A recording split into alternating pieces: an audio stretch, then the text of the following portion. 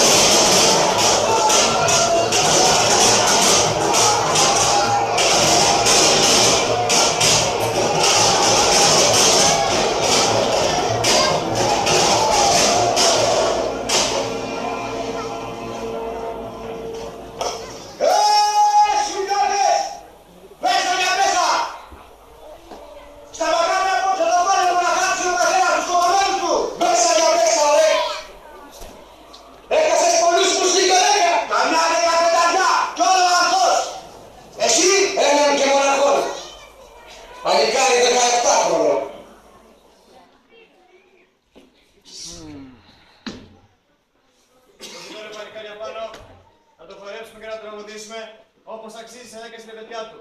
Και εσύ, ρε Βαγγέλη, σύρει να δώσεις χαμπάρι στη μάνα του.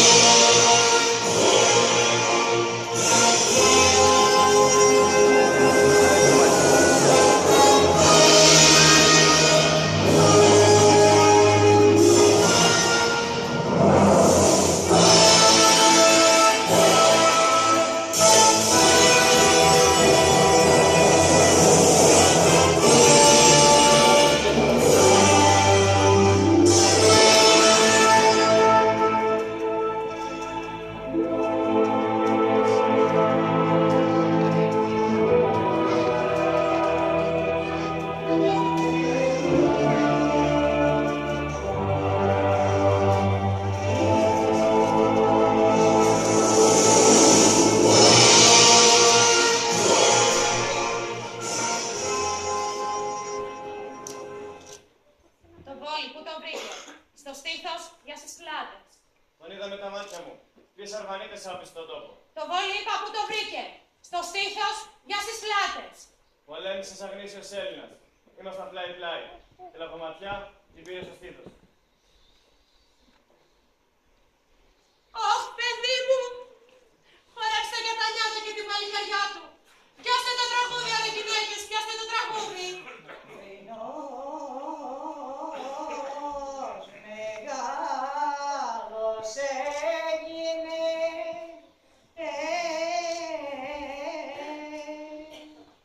ωρε μέσα στο μέσολο, όχι το Μαρκοπάν, το Μαρκοπάν στην εκκλησία.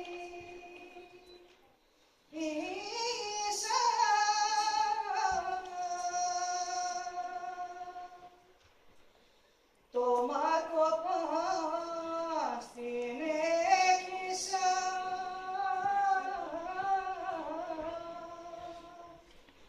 Ωρε το Μαρκοπάν στο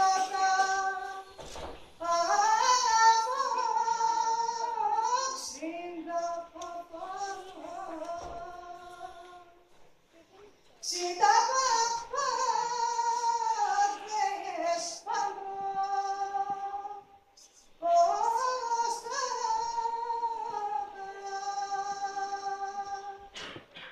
Ξιντα παπάδες πάνω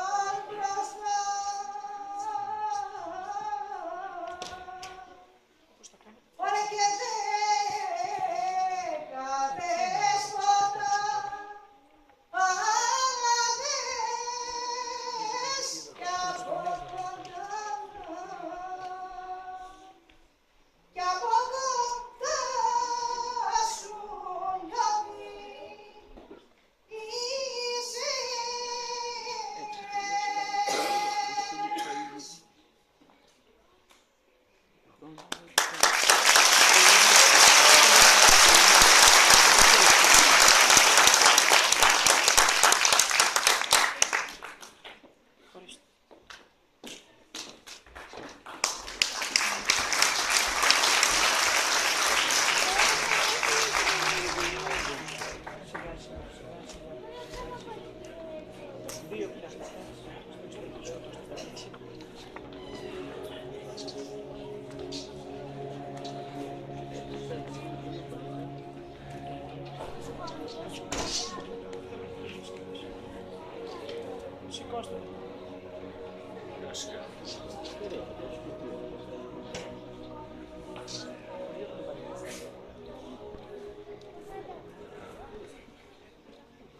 Η Ευρώπη ανατριχιάζει.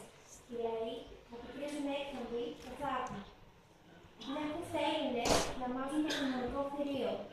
Οι Ευρωπαίοι αρχίζουν πια να βλέπουν με συμπάθεια τον ελληνικό ξεσηκωμό. Στέλνουν χρήματα και εφόδια. Έρχονται οι ίδιοι, σαν φιλελλήνες, να πολεμήσουν στο πλευρό μας.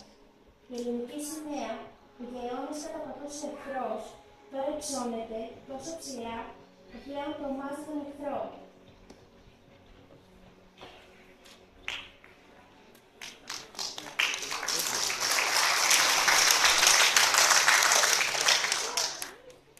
Το λουλούδι της ελευθεριάς ψήλωνε και άνθιζε. Ήρθε όμως το ζυζάνιο της διχόνοιας για να το καταστρέψει. Οι Έλληνες χωρίζονται σε δύο στρατόπεδα. Απ' τη μία η πολιτική και απ' την άλλη η στρατιωτική. Και είχαν και τα κόμματα. Το γαλλικό, το αγγλικό, το ρωσικό. Ξεσπάει φίλος πόλεμος. Πολεμούν αδέλφια με αδέλφια. Πολλοί χάνονται άδικα, όπως ο Πάνος Κολοκοτρώνης, ο Οδυσσέας Ανδρούτσος και άλλοι.